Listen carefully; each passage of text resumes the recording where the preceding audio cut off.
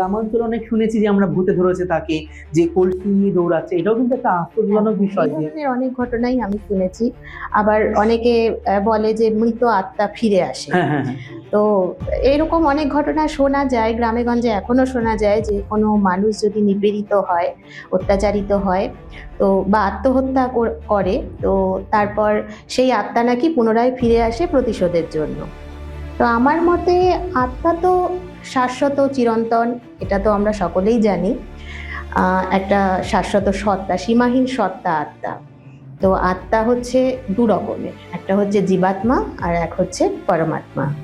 তো জীবাত্মা হচ্ছে সেটা যেটা মৃত্যুর পর মোক্ষ লাভ করে, আচ্ছা আর পরমাত্মা হচ্ছে যেটা সীমাহীন একটা মহাজাগতিক চেতনা, আচ্ছা যা ঈশ্বরের সমতুল্য।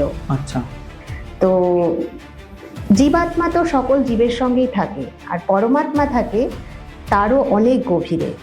তো আত্মা এমন একটা জিনিস যেটা আমাদের দেহের সঙ্গে থাকে। আমাদের দেহ যখন সচল থাকে, আত্মাও কিন্তু আমাদের সঙ্গে তখন সচল থাকে। কিন্তু যে মুহূর্তে আমাদের দেহের বিনাশ ঘটে, সেই মুহূর্তে তো আত্মা আমাদের দেহ ছেড়ে চলে যায়।